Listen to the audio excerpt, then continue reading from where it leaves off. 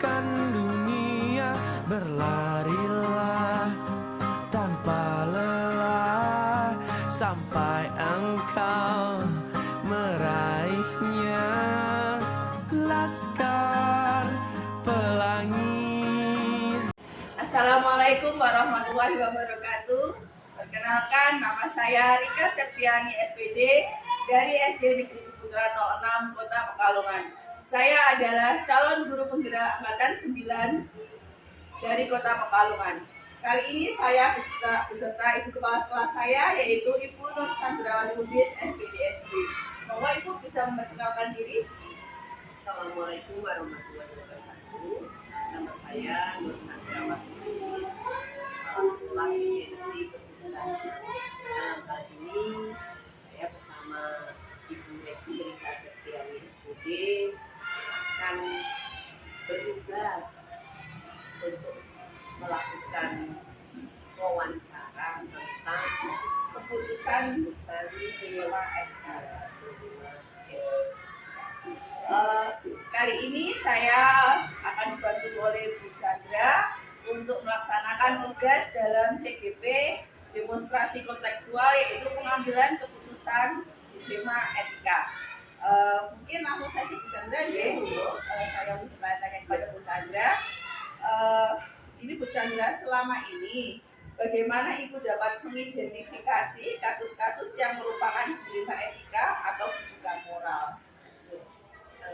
Selama ini dalam mengidentifikasi kasus-kasus tersebut itu mengalir saja, karena kasus-kasus itu kan bertanya secara tiba-tiba, jadi tidak serta-merta ada beberapa yang harus kita laksanakan atau kita bahas juga, tapi kasus itu bertanya secara tiba-tiba dan maka kita selesaikan secara pada saat itu juga segera. Ya, jadi mengalir Bu ya, karena kasus tidak selalu terencana ya. Kemudian Ibu, untuk pertanyaan selanjutnya, selama ini bagaimana Ibu menjalankan pengambilan keputusan di sekolah Ibu, terutama untuk kasus-kasus di mana ada dua kepentingan yang sama-sama benar atau sama-sama mengandung nilai kebajikan? Untuk hal tersebut biasanya kita akan memilah lebih urgent yang mana dari masalah tersebut, karena sama-sama baiknya, sama-sama pentingnya, tapi ada yang lebih penting biasanya seperti itu. Jadi kita ambil yang paling penting dulu, kita selesaikan, kemudian baru kita selesaikan yang berikutnya, dan itu kita selesaikan bersama-sama dengan Bapak Ibu, jelas itu. Jadi kita mengidentifikasi dulu permasalahannya apa, dan apa yang harus kita ambil keputusannya, kita musyawarahkan di dalam kegiatan rapat Dewan Guru untuk menyelesaikan masalah tersebut. Kita semuanya tahu, dan sehingga bisa terjalin komunikasi antara kepala sekolah guru dan bisa menjaga kondusif sekolah.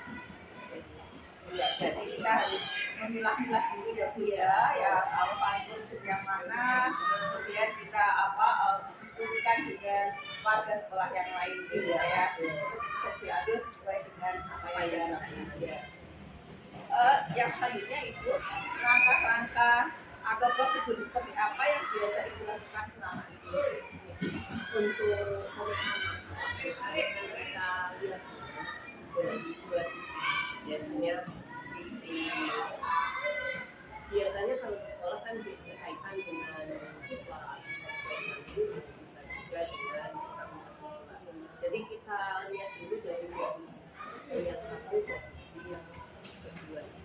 Nah, di antara dua sisi itu kita bisa mempertimbangkan apa yang harus kita ambil keputusan seperti itu. Tapi kita juga berkomunikasi antara pihak yang satu dan pihak yang kedua. Jadi kita bisa berada di tempat yang netral. Iya, di tempat yang netral.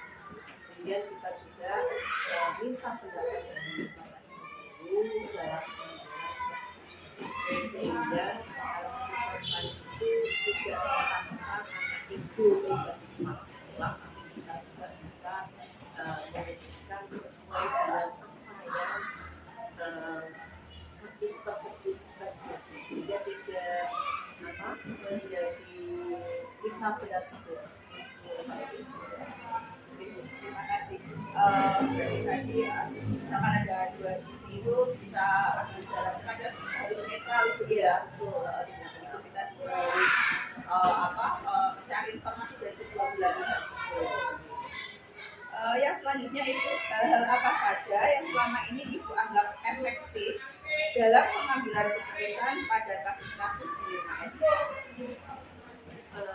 Dalam kasus-kasus tersebut yang itu komunikasi, karena tanpa komunikasi jelas akan terjadi hal-hal yang mungkin menjadikan orang lain itu marah, kemudian terjadi sesuatu situasi yang tidak kondusif, sehingga akan bertambah kasus-kasus yang harus dihadapi.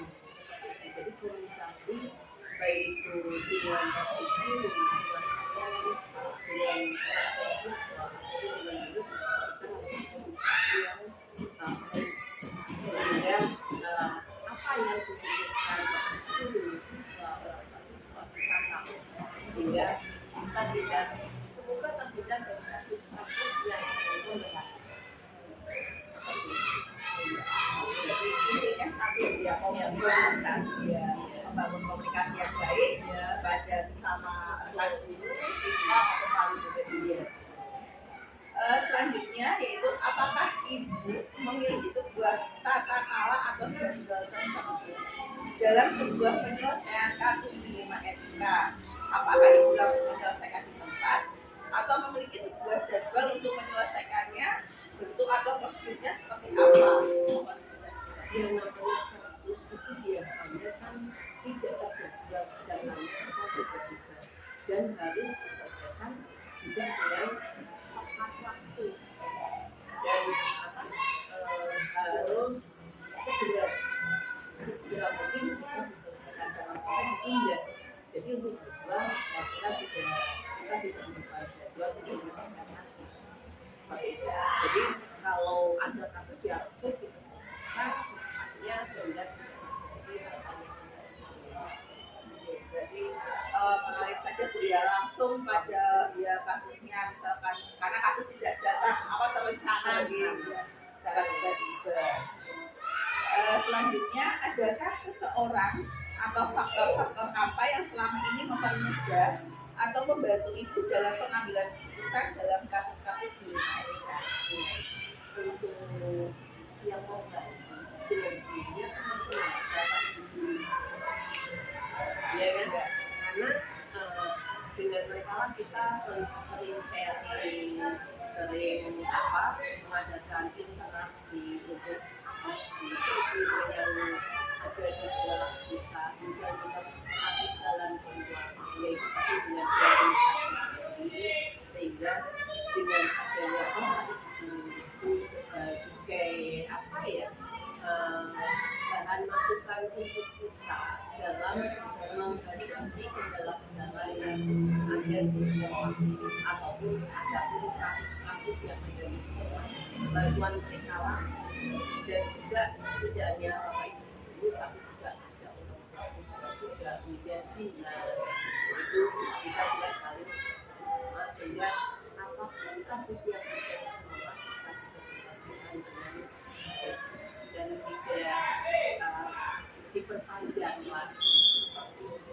Ya, berarti ini kita harus kerjasama dengan pihak luar, Betul. baik dinas, orang tua, siswa juga. Untuk pertanyaan yang terakhir ini, dari semua hal yang telah disampaikan tadi, pembelajaran apa yang dapat Ibu petik dari pengalaman Ibu mengambil keputusan di 5 MK? Untuk pembelajaran yang kita butuhkan itu satu, bahwa komunikasi itu yang utama, karena kalau ada komunikasi kita tidak bisa menyelesaikan kasus-kasus yang ada di sekolah, terutama yang berat tentunya satu. Jadi itu satu komunikasi. Kuncinya berarti satu ya, komunikasi ya. Sama komunikasi sangat penting sekali ya Bu ya. Ya. Mungkin itu saja Ibu yang saya tanyakan ke Ibu. Terima kasih atas ilmu baru yang saya dapatkan dari Ibu. Jangan bosan-bosan untuk saya menimba ilmu pada Ibu ya. Insya Allah kita saling sharing. Ya, teman-teman. Demikian wawancara dengan Ibu Nur Chandrawati Lubis SPD SD dari SD Negeri Putra 6. Wassalamualaikum warahmatullahi wabarakatuh.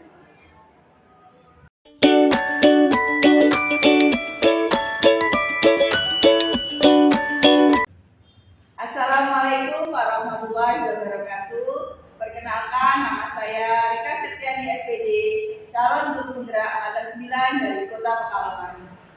Saat ini saya beserta Bu Hikmah, yaitu Kepala Sekolah SD Negeri Tegayung 1. Monggo Bu Hikmah bisa dikenalkan dulu. Ya. Assalamualaikum warahmatullahi wabarakatuh. Saya Hikmatul Laila, Kepala Sekolah SD Negeri Tegayung 1 Kota Pekalongan. Ya. Bu Hikmah, hari ini saya mendapatkan tugas dari guru penggerak untuk melaksanakan wawancara tentang pengambilan keputusan di lima etika. Mungkin Bu Hikmah bisa bantu saya? Insya Allah ya. Mungkin langsung saja Bu Hikmah ya. Saya akan memberikan beberapa pertanyaan kepada Bu Hikmah. Yang pertama yaitu, selama ini bagaimana Ibu dapat mengidentifikasi kasus-kasus yang merupakan dilema etika atau kejugaan moral? Ya. Kalau cara saya mengidentifikasi dilema etika sendiri itu kan berarti kebajikan lawan kebajikan ya, benar versus benar. Kalau kejugaan moral, benar versus salah. Nah, untuk cara mengidentifikasinya biasanya adalah ketika kita terbentur dengan sebuah kasus-kasus di mana kasus tersebut bertentangan tapi sebetulnya itu benar semua, itu berarti itu masuk ke dilema etika. Sedangkan ketika terdapat dua kasus, yang satu benar dan yang satu salah atau keliru, berarti itu masuk ke kejugaan moral. Untuk selanjutnya Bu Hikmah ya, yang kedua, selama ini bagaimana Ibu menjalankan pengambilan keputusan di sekolah Ibu, terutama untuk kasus-kasus di mana ada dua kepentingan yang sama-sama benar atau sama-sama mengandung nilai kebajikan. Ya, ini berarti masuknya ke dilema etika ya. Ya, ketika mengambil keputusan itu yang jelas saya harus berpedoman terhadap 9 langkah pengambilan keputusan. Karena bagaimanapun dari ke-9 langkah itu seorang pemimpin di satuan pendidikan ketika mengambil sebuah keputusan tidak harus serta-merta atas atas dasar argumennya sendiri, tapi melalui 9 langkah tersebut kan ada aturan-aturannya dari langkah pertama sampai langkah yang terakhir sampai refleksi itu, termasuk nanti kita juga bisa minta pendapat dari warga sekolah yang lain, karena bagaimanapun mereka juga merupakan bagian dari sekolah.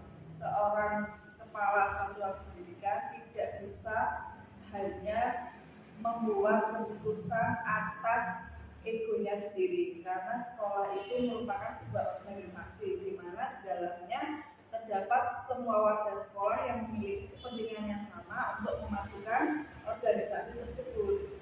Walaupun pada akhirnya kepala sekolah sebagai seorang manajer memang sebagai yang utama dalam pengambilan keputusan, tapi arahan bijaknya tetap harus meminta pertimbangan dari warga sekolah yang lain. Selain itu juga kita harus berpedoman kepada regulasi yang ada. Karena aturan atau regulasi itu juga menjadi salah satu pedoman ketika seorang pemimpin mengambil sebuah kebijakan. Jadi kita harus berpedoman pada 9 langkah itu ya, sampai itu kita juga harus meminta pendapat juga dari warga sekolah sesuai dengan regulasinya, itu ya. Mungkin ada tambahan sedikit Bu ya.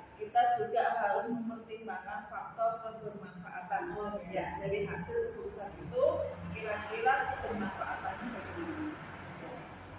Pertanyaan selanjutnya Bu, langkah-langkah atau prosedur seperti apa yang biasa Ibu lakukan selama ini dalam mengambil keputusan itu, selain 9 langkah yang sudah tadi saya sebutkan ya. Kalau Bu Rika sendiri pasti sudah paham 9 langkah itu ketika di dalam pendidikan guru penggerak. Awalnya memang ketika saya belum begitu memahami tentang 9 langkah tersebut, saya hanya berdasarkan yang mungkin itu sudah benar. Tapi setelah kita memahami, kemudian langkah-langkahnya adalah yang pertama itu kita harus mengetahui bahwa ketika kita mengambil sebuah keputusan, ada aturan-aturan yang harus kita terapkan agar keputusan yang nanti kita ambil itu berdampak positif terhadap banyak orang. Apalagi seorang pemimpin itu tidak boleh semena-mena ketika mengambil keputusan, walaupun kita tahu setiap pengambilan keputusan itu pasti terdapat konsekuensi ya. Tapi setidaknya ketika kita sudah memenuhi aturan-aturan dalam pengambilan keputusan itu, konsekuensi tersebut dapat diminimalisir ya. Luar biasa sekali jawaban dari Ibu tadi ya. Untuk yang selanjutnya Ibu, hal apa saja yang selama ini Ibu anggap efektif dalam pengambilan keputusan pada kasus-kasus dilema etika? Hal-hal yang saya anggap efektif adalah ketika kita terbentuk dalam sebuah kasus dilema etika, di mana ada dua buah kepentingan yang sama-sama baik, tetapi kita harus mengambil yang lebih baik atau yang terbaik. Itu adalah kita harus memfokuskan kepada skala prioritas. Contoh saja, misalnya ada contoh kasus. Ketika hari itu seorang kepala sekolah mendapat 2 undangan rapat yang mana keduanya sama-sama penting. Tetapi kepala sekolah harus pandai mengambil keputusan. Tidak mungkin salah satunya tidak hadir kan, mungkin dengan cara mendelegasikan kepada rekan guru yang lain. Contoh kecilnya seperti itu. Apalagi ketika seorang pemimpin satuan pendidikan yang nanti keputusannya itu benar-benar berdampak luas bahkan sampai ke masyarakat kan, itu juga harus benar-benar dipikirkan baik gurunya ketika mengambil itu, tidak boleh serta-merta berdasarkan perasaan saja, apalagi kita perempuan. Nah, katanya kalau perempuan itu main perasaan. Oke, terus seperti itu. Nah, kita harus mengedepankan skala prioritasnya ya, untuk apa dampak kedepannya itu seperti apa. Selanjutnya Ibu, hal apa saja yang selama ini merupakan tantangan dalam pengambilan keputusan pada kasus-kasus dilema etika? Tantangannya, yang namanya kita harus mengambil sebuah keputusan yang mana keputusan itu sama-sama dua hal yang benar, itu pasti bukan hal yang mudah ya Bu Rika ya. Misalnya ketika ada rekan guru yang memiliki sebuah permasalahan satu dengan yang lain, itu juga menjadi sebuah tantangan kepala sekolah. Bagaimana sih peran kepala sekolah ketika ada sebuah permasalahan yang mana kita harus bersikap adil terhadap sebuah kasus dari rekan guru kita, itu kan juga menjadi tantangan sendiri. Salah satu tantangannya itu. Kemudian hal yang lain adalah ketika kita langsung bertemu dengan sebuah regulasi, berarti dengan sebuah stakeholder yang lebih luas lagi, mungkin di atas kita ada dinas pendidikan, KKS, ya, kalau di apa namanya di forum kepala sekolah kan ada KKS. Terkadang juga muncul sebuah tantangan-tantangan tentang pengambilan keputusan yang menyangkut dilema etika tersebut juga banyak sekali kasusnya. Oleh sebab itu kepala sekolah juga harus lebih bijak. Kemudian tantangan selanjutnya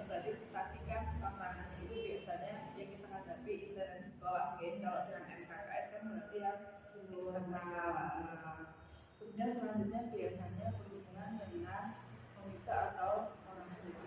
Itu juga terkadang menjadi tantangan ketika ada kasus-kasus di wilayah.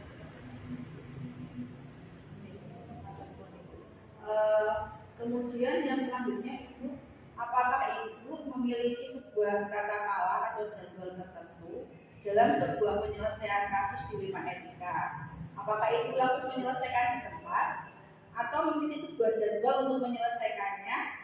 Bentuk atau prosedur seperti apa yang Ibu jalankan?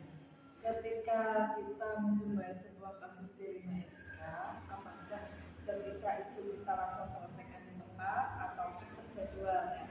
Kita bisa melihat kasusnya.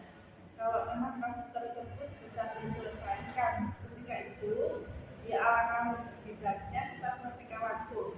Tetapi terkadang ada kasus-kasus tertentu yang memang tidak bisa kita selesaikan seketika. Nah, untuk kasus yang seperti ini memang alangkah lebih baiknya kita buat sebuah jadwal. Jadi lebih efektif lah, kondisional dan efektif lah intinya gitu. Kita kondisionnya sesuai dengan kasus yang ada ya, misalkan bisa secara langsung, misalnya kita jadwalkan untuk pemikiran lebih lanjut lagi. Ya, betul sekali. Untuk pertanyaan selanjutnya Bu, adakah seseorang atau faktor-faktor apa yang selama ini mempermudah atau membantu Ibu dalam pengambilan keputusan dalam kasus-kasus dilema etika? Seseorang atau faktor lain ya. Kalau seseorang pasti karena kita berada dalam sebuah organisasi yang namanya sekolah, tentu peran dari rekan-rekan guru itu sangat penting. Karena bagaimanapun ketika terdapat sebuah permasalahan dilema etika, peran serta warga sekolah yang lain itu sangat berpengaruh. Kemudian kalau faktor-faktornya ya seperti tadi, ketika kita mendapatkan partner di dalam satuan pendidikan yang mampu mampu bekerja sama dengan kita, otomatis ketika terdapat permasalahan kasus-kasus dilema etika dapat diselesaikan dengan bijaksana dan baik.